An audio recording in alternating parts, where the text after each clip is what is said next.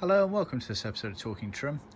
I'm Jonathon Skinner and today we are looking at repair jobs for the sort of dash and centre console area. Specifically this is for a TR4A, but it's very much applicable to TR4s, TR4As, TR5s, TR250s and TR6 models.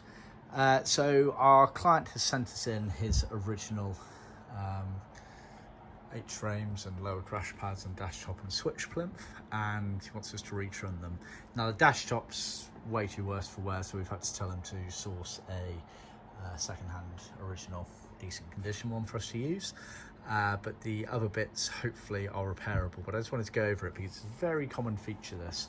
So we offer retrim kits, point in case, this vinyl cover here and this fully trimmed leather one here with top stitching for the grab handle on the lower crash pad of this car.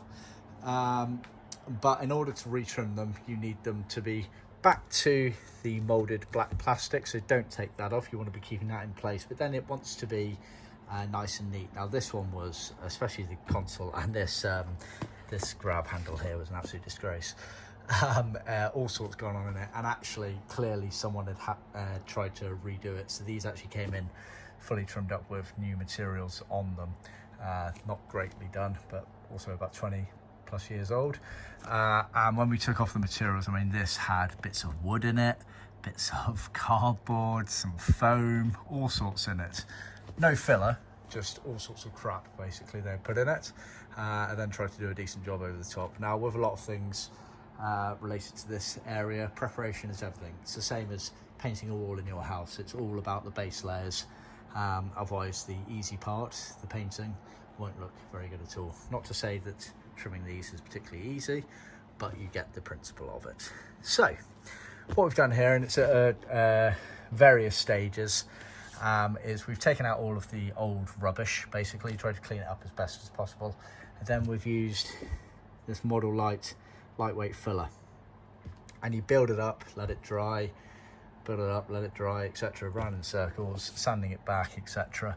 And you can see here what we've done. I mean, this still needs obviously some sanding back doing to it, so we've just let it completely dry so it almost crumbles at the touch there, and then we're going to sand it back and add more filler if we need to. And that's what you basically want to be doing until you've got a nice neat finish. Now this crash pad here probably needs a bit more tarting up, but we're almost there. I'd say we're at least 75% there, and you can see it's a relatively smooth finish on there, whereas if you'd seen it beforehand, and I do have some photos somewhere, it was not anywhere close to that. So you want to be obviously sanding that up and making it even smoother so it's nice. Basically the idea being that when you apply a piece of material with tension on it, you don't want any of the deformities and cracks and whatnot showing through. So that's your benchmark basically of how much you need to do. Same again on the switch plinth here, you can see pretty much done with a bit of tidying up around this corner to be done there, but the principle is there.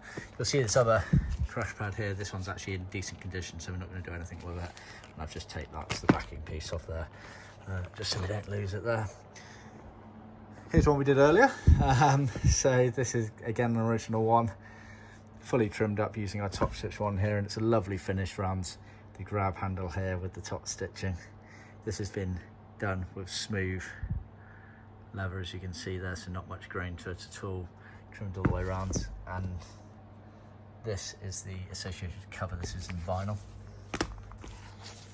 so you can see the top stitching detail on there, and we sew this binding onto the back of it. What you normally end up having to do is trim back either side of those lines, obviously not touching the stitching, and then that becomes your anchor point to go around like that and glue that in place. Once that's set, pull it all around, etc. Jobs are good. So yeah, that's pretty much the crash course on how to sort out those dash and console elements. Stay tuned for trimmed up versions of these. Please remember to like, subscribe, and tune in next time. Cheers.